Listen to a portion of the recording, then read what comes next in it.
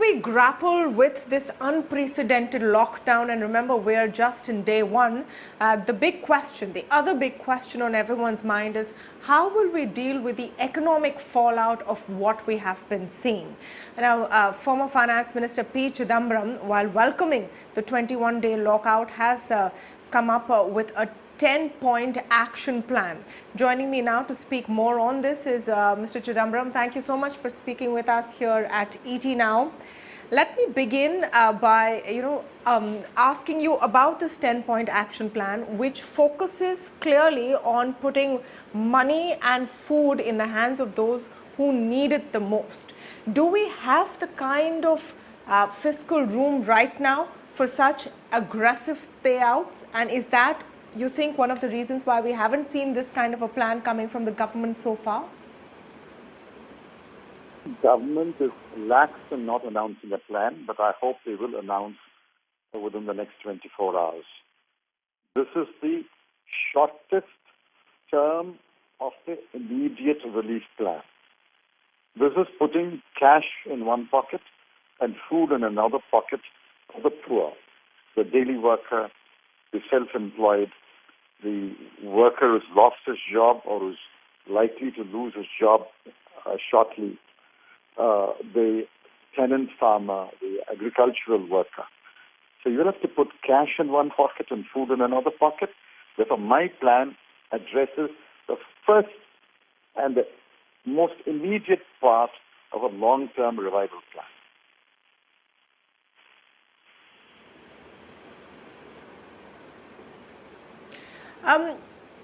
What we are seeing, at least on day one, is a supply snag.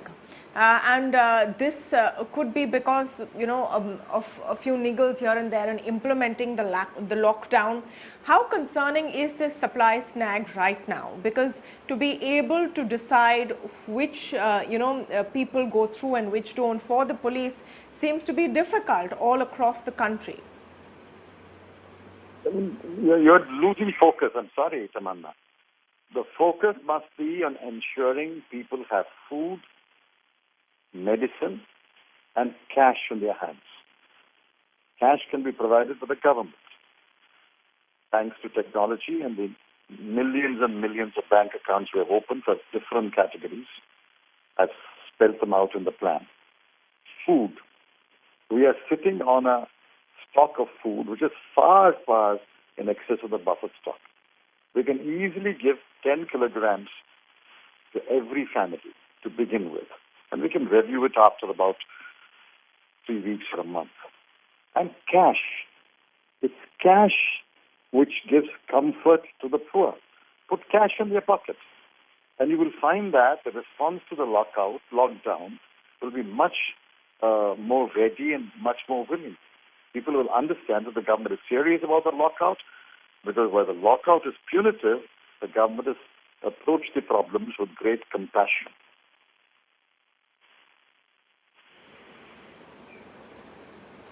Mr. Chidambaram, I'm afraid the reason I asked that question, and I would like to reiterate it, is that with cash in the hand but no supplies, it would defeat the purpose. And what we're seeing, at least on day one, is a supply issue.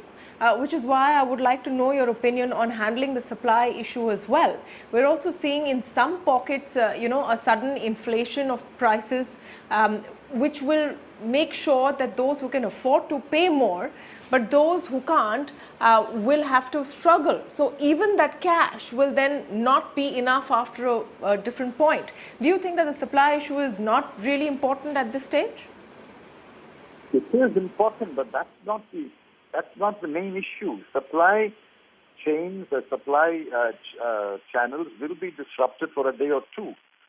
But if the government forces grocery stores and shops which sell provisions to open every day, they will open.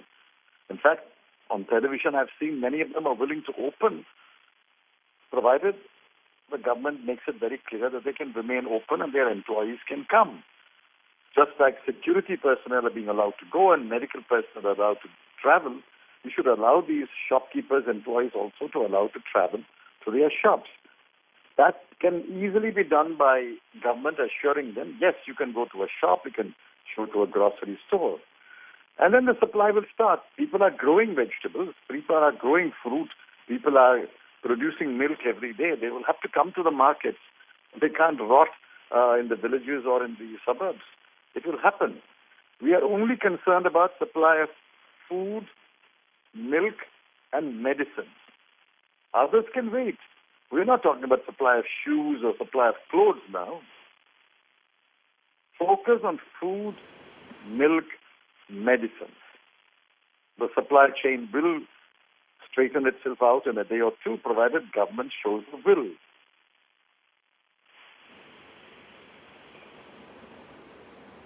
Yeah.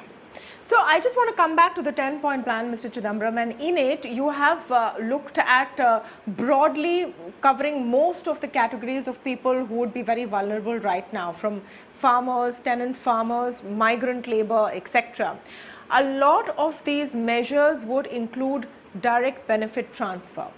Do you think we have the bandwidth right now, the infrastructure, to cover the large number of people in the informal sector, the homeless, those who live on the streets, those who are not documented as workers in any way whatsoever? Do we really have that kind of reach to cover each person and reach out to them with money or food at this point if they're in the vulnerable section?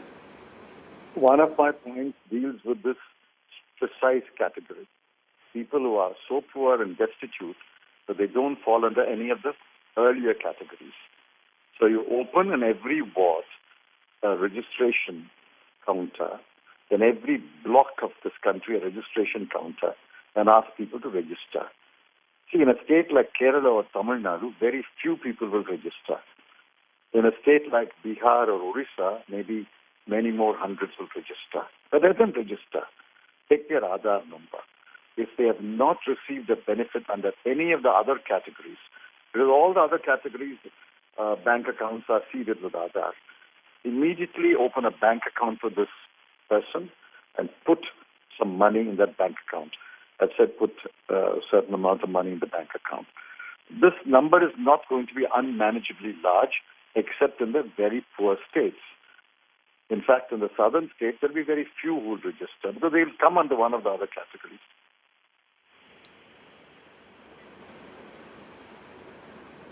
Yeah. I want to now just get your thoughts on, the larger question of what happens to the Indian economy with 21 days of lockdown. Now, the government has asked employers not to cut jobs or wages. You have suggested in your 10-point plan that there is some kind of a subsidy from the government, but it's voluntary right now. There are some who argue that the economic impact of the lockdown might, at the end of it, harm more people than COVID-19 may. Do you think there is any merit to that argument, and how do you keep this fine balance? There is no long term if you cannot address the short term. You will have to put confidence in the people that despite this grave crisis, the government is standing by the people and their welfare and their lives and their livelihood. To address that, the economic situation will be bad. It will be bad world over. It will be quite bad in India. Our growth rate, which is already slid to 4.7%, will slide further, in line with the world economy's slide, maybe another 2%. It may come down to 2.73%. So be it. Growth rate is irrelevant now.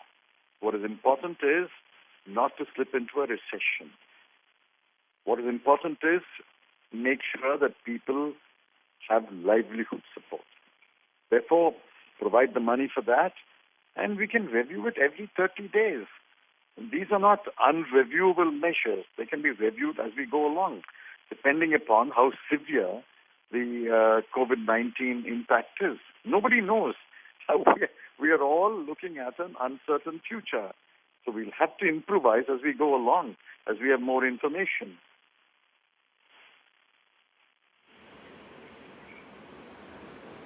People are taking solace from the numbers that are out so far. 500 odd cases in India in a population of our size, which is which seems relatively lesser than countries which have been stricken quite badly.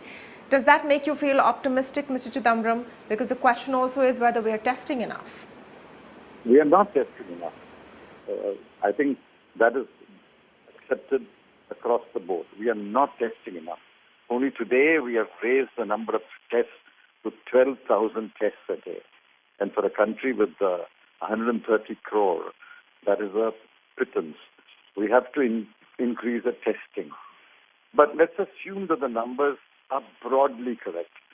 Even if they are understated by a factor of 2 or 3, the numbers are still small. We are perhaps on the threshold of community transmission. I hope not. But maybe we are. But the lockdown will help. The lockdown will at least slow down the community transmission.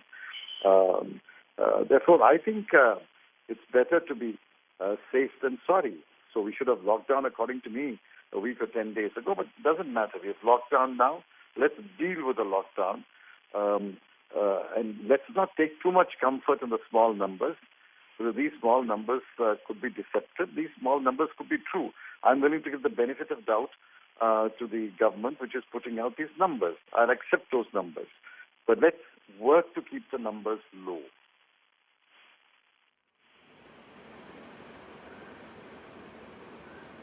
What, in your view, should be the role of corporate India at this point? Some sectors are already saying they're badly hit and they may want help from the government.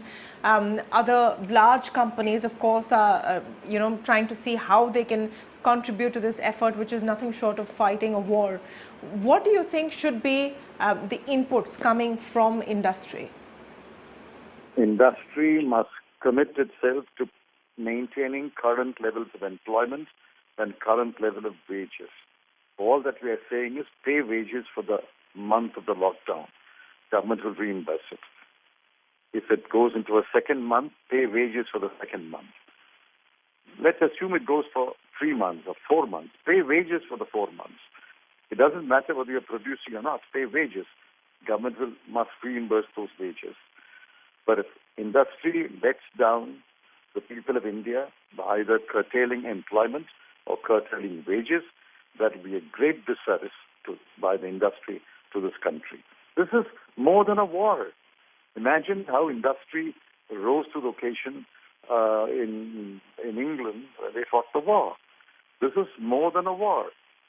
This is more than World War I and World War II put together. This is more than the Depression of 1929 and the international economic crisis of 2008 and the tsunami of 2004 put together. Please understand the gravity of the crisis. An industry cannot hide behind balance sheets and profit and loss statements. Maintain employment, pay wages, and we'll deal with your financial problems in due course. But we promise to reimburse the wages for this month and the next month. That's what the government should tell them today.